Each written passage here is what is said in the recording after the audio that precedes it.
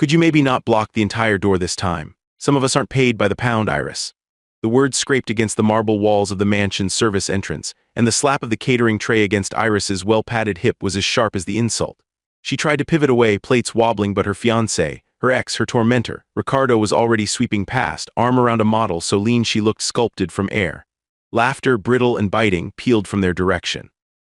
Iris exhaled, slow, careful, rebalancing her grip. She set her shoulders, feeling for one steady thing in the blur of tulle and velvet and stairs. Then, from the golden-lit archway, a figure approached. He cut through the crowd like a ship slicing fog, the kind of presence that made even the most arrogant hush mid-brag. Dark suit, wolf-quiet stride, a small black cross tattooed on his hand, timeless cologne, bergamot, and something faintly burned trailing in his wake. His gaze locked on her, unwavering, and time rearranged itself. Someone else shivered, Iris simply braced. The doors to the gallery proper opened with a shudder. She squared her shoulders and stepped forward, Rick in her wake, the boss's shadow gliding closer. She kept her eyes focused on the tray, 4 glasses, all poured perfectly to the men's lips just as she'd done at every charity gala. Now the crowd held its breath as the Mafia Boss himself, Don Emilio Caruso, allowed her closer. Servers envied her for the proximity. Iris just noted the glint of his watch, a vintage silver Omega, the kind you only see when punctuality writes destinies. She stopped before his circle. From behind, Ricardo's hand grazed her elbow, deliberate, familiar, a silent reminder of all the times he'd told her to move it or lose it. Tonight his touch was casual, a dig, the model at his side, Anna, stifled laughter with 2 slim fingers. Iris blinked hard, centering herself. "I apologize, sir. Would you prefer red or white?" Her voice, soft, controlled, held only the faintest waver. Emilio's gaze settled on her, slow as velvet over steel. "You tell me, Iris, what suits the mood." She started, caught off guard. How did he know her name? Iris lifted her chin. "The Amarone, it rounds out the edges of the summer roast," she managed, searching for dignity. The boss's lips lifted at the corner, not quite a smile. He watched as she adjusted the angle of the last glass with careful, practiced precision. "You handle chaos. Do you do that everywhere or just here?" The hum of the crowd muted around them. Ricardo stepped in, affectation thick. "She handles plates, trust me, not much else." A few onlookers snickered. Iris gripped the tray tighter. "You have your wine, please." A nod from Emilio, "And nobody touches her." His baritone barely carried, but it stilled Ricardo cold. Ricardo blinked. "Excuse me." Emilio's fingers brushed the tray, brushing briefly over Iris's own. "She has access, she stays, understood." His eyes pinned her, assessing, unfathomable. Iris barely breathed as the crime family head turned subtle protection into a command. Under the weight of his gaze, a single word echoed in the back of his mind. "Mind." The ballroom groaned with applause for Anna's solo, something about her modeling trip to Paris. Rick spun lies with the ease of a man immune to consequence, his cold hand slip-sliding to Iris's lower back. She jolted, heat of humiliation prickling, but did not shrink. Anna looped herself against Rick, purring. "Did he really propose to you, or was that just pity for the help?" Ricardo's voice cut deeper. "Let us be honest, Iris is just background, dead weight. She should be grateful I tried."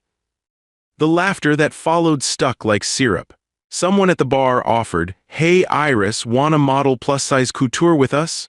A glass of champagne tipped, deliberately, its fizz soaking into the velvet of her midnight blue dress, cooling her heartbeat. She stood, silent, trembling inside. She counted 1, 2, 3, focusing on the sharp click of Boss Caruso's footsteps from across the ballroom. He appeared beside her, sudden as a shadow overtaking sunlight. "Enough," he said, flat, merciless. Ricardo bristled, puffing up. "We're just having fun, Don Caruso, little harmless teasing." "You forget whose house you're in," Emilio replied, voice quieter than before, laced with warning. Anna let out a paper-thin giggle as Rick shrugged. "No harm, right, Iris?" His smirk left nothing unsaid. "You won't fight back." Iris took a steadying breath, then soft, barely loud enough for those closest. She replied, I think you've had enough fun, Rick. Please don't touch me again. Those nearest blinked, caught off guard by her composure. The boss's eyes never left her. Then from the corner, one of Emilio's capos hustled in, phone pressed to palm. Don Caruso, now, it's urgent. Subtle but panic hid behind protocol. On a feigned concern, Rick's feckless grin twitched. Emilio's gaze flicked to Iris. Andiamo, let's go. He turned, gesturing her to follow. She froze, nerves knife-hot. Me, why? His eyes met hers. You'll see, please. Quick glances followed her as Rick and Anna were left behind, their power withering in the vacuum of Caruso's claim. Iris let herself be shepherded through a maze of corridors, just one defiant parting glance at Rick. He sputtered, "You never, she's nothing." Emilio's step silenced him. Outside, under the portico shadows, the world contracted, just Iris and the kingpin moving toward an uncertain reckoning. Emilio led her through the mansion's west wing, past suites glowing gold and conference alcoves vibrating with family tension. He paused in a quiet alcove, offering a monogrammed handkerchief. "You're not nothing, Iris. Who was he to you?" She dabbed at the velvet on her hip, words missing at first. "My fiancé," she answered, voice small. "Past tense, I think." "How long has he been this way?" She hesitated. "Since the first time I told him no, 3 years before that, he didn't know I existed." He watched her for a long moment, reading, calculating, but not judging. "You handle yourself better than most men I know." She nearly laughed. "I just count things, steps, glasses, ways I could disappear." "Some disappear," Emilio replied. He pressed his hand, warm and calloused, brief as a whisper, to her shoulder. "Others hide in plain sight until the moment matters." His tattoo, fine black lines across, caught the light. For an instant, she wanted to ask why. Instead, she folded the handkerchief, meticulous, and handed it back. A knock, one of the inner circle, Sebastian, a fierce-eyed lieutenant. "Don, it's about Enzo." The consigliere's name dropped like poison. "He's been seen talking to Rick's father. They offered him a sum we can't match. We think he's flipping." Time pressure spiked. Emilio's jaw tensed, ticking. "How long do I have?" he asked Sebastian in Italian. 10 minutes, they'll move at midnight. Everything you built." Emilio cut him off with a look. He turned to Iris. "You stay with me, safe." She hesitated, then nodded, unsure what was more dangerous, the sharks circling Caruso or Caruso himself. He led her to his office, a grand room walled in old money and older secrets. He summoned an underboss, barking orders in clipped Italian. Iris's eyes lingered on a wall of framed art, Giacometti sketches, glowering Modigliani's. She lingered on the details, noting how everything was placed for line of sight, exits carefully kept clear. She watched Emilio type a code into a side panel, 3 digits repeated twice. "Why am I here, Don Caruso?" she asked, hands tightening around a serving tray she'd refused to put down. He paused, watching her reflection ghost his side. "Because you saw what most people don't, and because tonight the wrong move could kill us all." A tremor worked its way up her spine. "If I stay, your people, your rivals. I protect my own, even if you don't know it yet." A look, possessive, gentle, final. She felt his gravity envelop her, as inevitable as tides. Seconds later, the war room door opened, flooding the space with shouts. Emilio pulled Iris along. "Andiamo, let's finish this." The garage's fluorescent lights flickered as Emilio swept Iris into the vast, echoing space beneath the mansion. Shadows moved, 6 men, strangers, their figures tense against concrete. Iris's heartbeat thudded heavy, bruising, the taste of adrenaline metallic on her tongue. A rough order in Sicilian. Boss Caruso, alone. Iris clutched the tray, iron in her grip now. Emilio signaled subtly for her to stay behind, but she caught the twitch in his jaw. The leader of the 6, face half-lit, voice cruel as sheet metal, motioned him forward. "We heard you wouldn't listen, Don, so now we make you." She knew these men by rumor. Enzo, the consigliere, sneered from the shadows, a ragged wound above his brow. At his side, Ricardo, panic-suppressing bravado, was whispering fiercely to Anna, who looked more mannequin than woman. Iris caught a fractured second. The lines of their shoes, the subtle pattern of how the six fanned out, their hands never far from inside jackets. It struck her all at once. The spacing, the angles, the way nobody stood back to wall or pillar. Ambush. She recognized it instantly, the kind of setup drilled into her bones years ago when self-defense was Army Ranger necessity, not memory. She swallowed, stepped forward, voice low. "Don Caruso, please don't move," she whispered, then met the gaze of the nearest capos standing guard. "They're setting up a triangle crossfire. They'll close in from 3 sides." One lieutenant blinked. "How would you?" Iris's posture changed, shoulders back, feet braced, tray held low and ready. "I know, please listen." She recited the positions, her tone laconic, unyielding. Emilio paused, his eyes narrowing, not with suspicion but admiration. "You see the field, you read it." Enzo barked a derisive laugh, but the wary tremor in his voice betrayed him. "She's just the fat girl Rick dumped. What would she know about our business?" Anna shrieked, "She's a joke, always has been, can't even fit in her own dress, I bet she's lying." But one of the armed men faltered, finally looking uneasy. "Boss, this isn't right, she's not just the help." Rick stammered, "Ignore her, please, it's just Iris, you don't have to." She cut him with a glance so cold he actually retreated, Anna half-shielded behind him. Emilio squared his stance, voice sure, cold as ice over fire. "Move now, Enzo, and you're dead in the next 2 seconds. She's already calculated your pattern. Haven't you, Iris?" She nodded, calm overtaking panic. "They'll fire at the pillars. The ricochets will come this way." She turned to the nearest loyal lieutenant. "Can you cut the lights on my count?" The third party, the syndicate's grizzled head of security, swallowed. "Yes, ma'am." Iris whispered, "On 3, please." The second stretched, breath strangled in the cavernous silence. She counted down, not in fear, but with army crispness so sharp it split wires. 1, 2, 3. Darkness, chaos. The traitor's angle collapsed, predictable. Iris slid low, edge of the tray clipping one man's leg. Emilio swept in, using the confusion to plant 2 punishing blows, his signet ring flashing. Screams, then shots burying themselves in empty walls. The aftermath was sudden, bodies subdued, threats roaring into silence. As the lights snapped back, Anna sobbed on the ground, clutching Rick, who whimpered.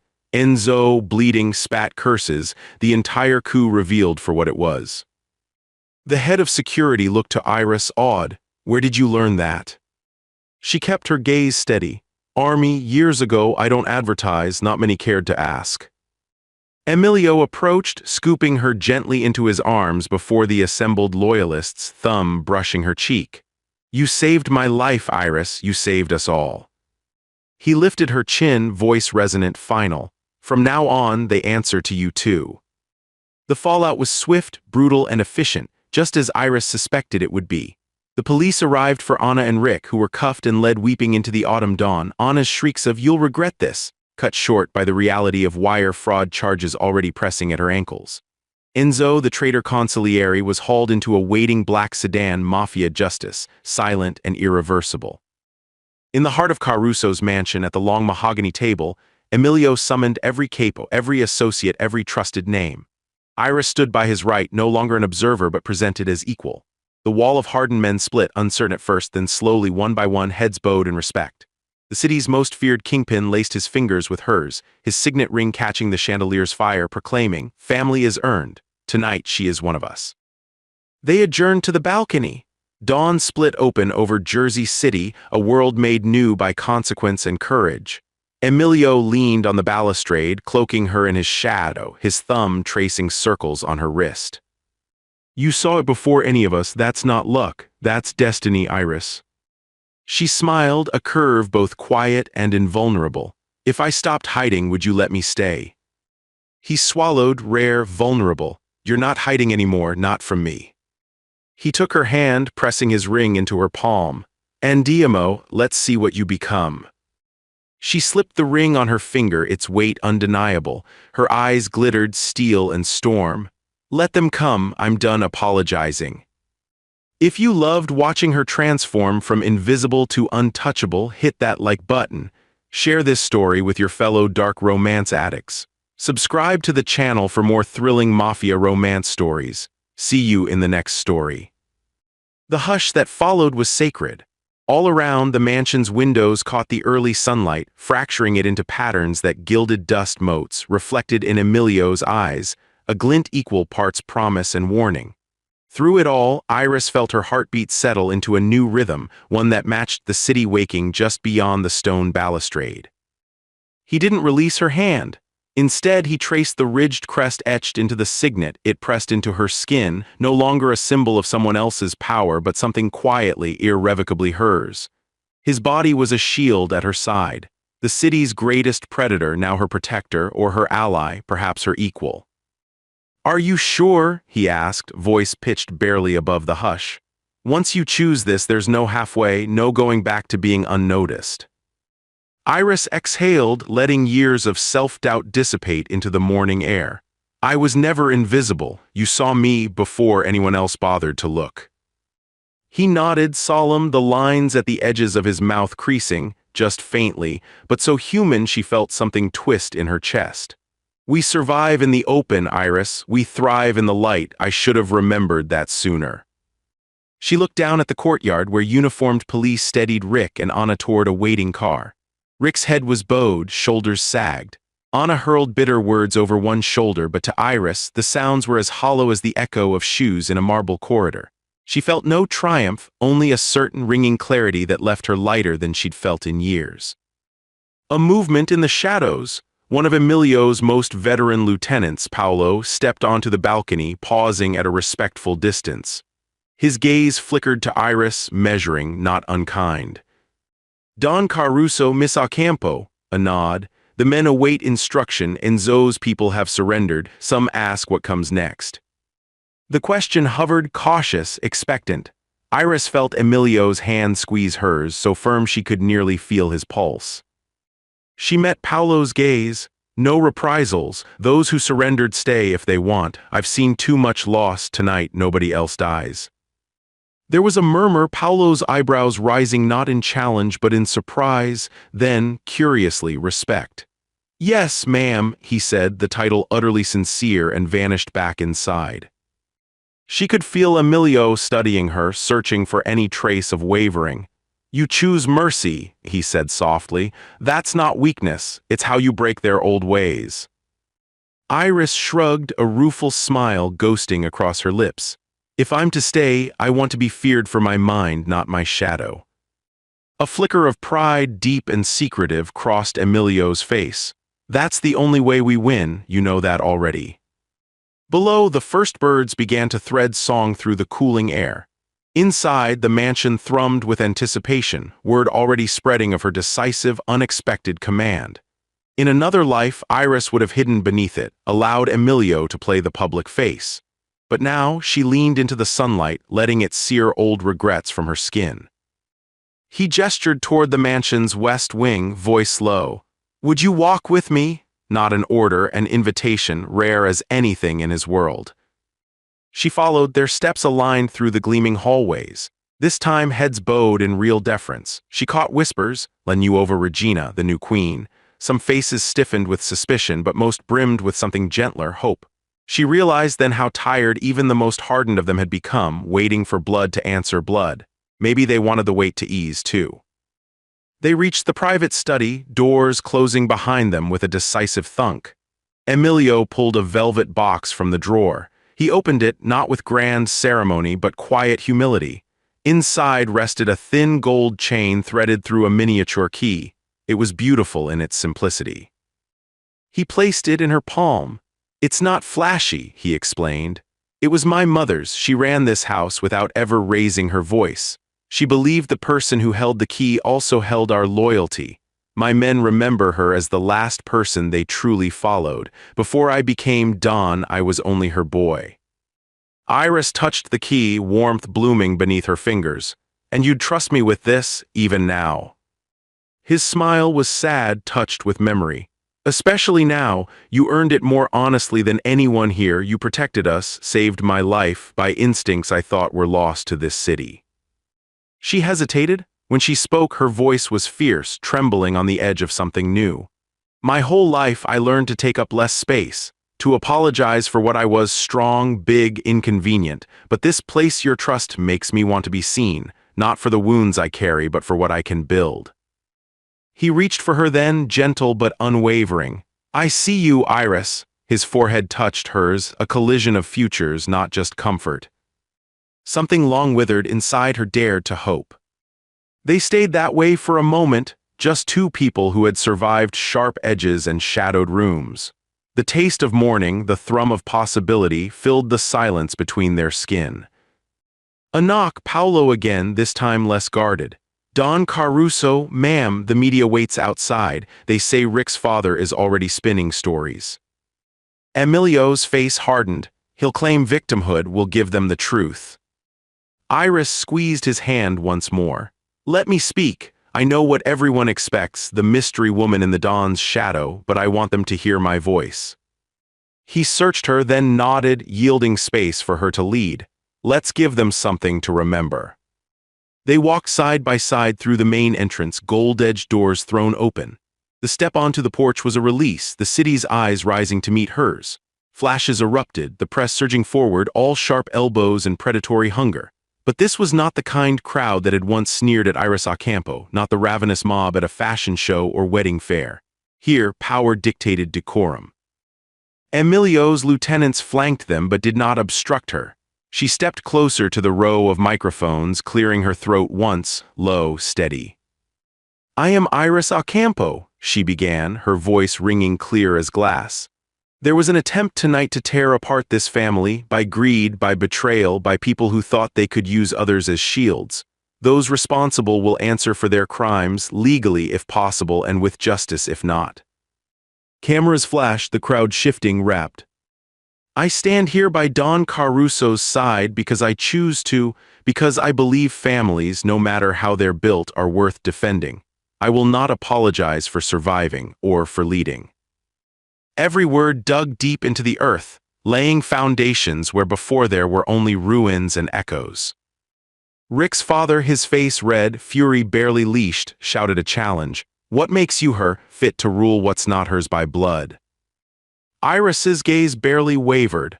What's earned is worth more than what's inherited. Your son thought cruelty could be currency, but tonight decency won. Fear changes nothing. We will lead by reason, not revenge. A ripple passed through the crowd, a strange, powerful silence. Reporters murmured, eyes bright. She stepped back, heart pounding but solidly in her chest. Emilio spoke next, confirming facts to the press, but it was Iris's words that lingered. She saw it in the way the reporters looked at her, not as a curiosity but a reckoning. Hours later, the crowd surged away, headlines already spun. Iris caught her breath in the foyer, the key heavy around her neck. Emilio watched from the threshold, arms crossed, chin tilted in rare approval. You handled them, he murmured. She tipped her head, smile sly. I learned from the best. Inside, the house settled into new order, Enzo gone, the loyalists gathering for duty, the kitchen staff emerging with cautious, hopeful glances. Iris passed old friends and skeptics alike, but her step never faltered. Chef Lucia caught her arm as she passed. The kitchen's yours, Capofamiglia, she said, voice thick, eyes glistening, not mocking but reverent. If you need anything. Iris squeezed her hand. We do this together, no one left behind. Upstairs, she found her old room, a suite meant for service, broom, closet small. Its door stood open, every trace of her former life neat to the point of erasure. She recognized her own handwriting on the last sticky note on the mirror, be small, stay safe. She pulled it free, tearing it in half. A tap at the door. Emilio's silhouette filled the space, but bulky with an armful of fabric, the velvet blue dress ruined by spilled champagne. He tipped it onto the bed, expression sheepish. Lucia says her niece can mend it. If you want a new start, maybe, so should your dress. Iris sank onto the mattress, laughter bubbling from her for the first time in ages. Maybe I'll have it fitted bigger, she teased, in case I grow into this new life. He settled beside her, wary, then warmer, emboldened by her joy. I hope you do, I want you to. They sat together, side by side, in the newness of uncertainty and promise. Below, the mansion's halls echoed with the slow, careful steps of a future neither of them could have predicted, a family built not on fear, but on choice. Night fell gently, moths batting at the window glass. Emilio drew her close, breathing her in. They didn't talk about danger. They didn't discuss the rules or what tomorrow's council might bring. Instead, he wrapped an arm around her waist, anchoring her. You're not background anymore, Iris, not to anyone. She rested her head on his shoulder, warmth grounding her where once insecurity had stung. I know, she murmured, and for the first time I don't want to disappear. His lips found her hair, a benediction, a bond. Good, because I need you seen with me, always. Silence deepened around them, sweet and profound. Outside, dawn threatened once again, painting promise across the horizon. Iris closed her eyes, breathing in her new place in the world, solid, dangerous, beloved. By her choice and by no one else's, she finally belonged. In the hush before sunrise, the city's pulse threaded its way upstairs, stealthy and insistent, but it could not break the cocoon wrapping Iris and Emilio. For a long time they just listened, distant laughter from the staff rediscovering hope, the low drawl of Paolo organizing defenses, gulls mewling over the Hudson. The world sounded different now, as though all its edges were softened, rooms widened just for her. Emilio's hand found hers again, fingers lacing, their warmth familiar but thrilling in its certainty. Tomorrow will come fast, he warned quietly. Old enemies, new allies, your mercy earns respect, but it paints a target too. She smiled, unafraid. Let them come, I know how to stand my ground now. He stroked her knuckles. You know, when I saw you first at that charity event, then every night in my house, invisible but holding everything together, I thought here is the strongest person in the room and nobody even notices. His mouth ghosted her temple, lips trembling as if he almost dared not. Now they see you, and so do I. Iris tipped her face to his. You said we survive in the open. I want that. I want this. Her eyes shone with laughter and new challenge.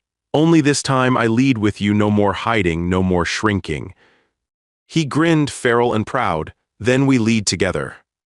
Downstairs, shouts announced champagne uncorked for the loyal, soft-footed toasts in the kitchen. Someone whistled her name, Iris, not with scorn but with triumphant welcome. The resonance of it trembled through her chest, a drumbeat for beginnings. I never thought I could be someone's future, Iris confessed, voice thick with the marvel of it. Half my life I thought survival meant shrinking smaller, but you made space for me, and tonight I made space for myself. He pulled her close, their foreheads brushing, promise and vulnerability locked between them. Whatever comes, you're not alone. My hand, my name, my kingdom, yours if you want it. She let hope root itself, fierce and tender. I choose it, I choose you. As dawn seeped across the sky, melting shadows from marble and bone, Iris stood, heir to rooms that once suffocated and halls that now beat with her footsteps. Her voice and her will would linger through these chambers long after the news vans pulled away. In the city built on secrets, she was no longer background. She was the story now, and every eye, friend or rival would learn to follow where she led. Hand in hand, Iris and Emilio stepped into the new day unafraid.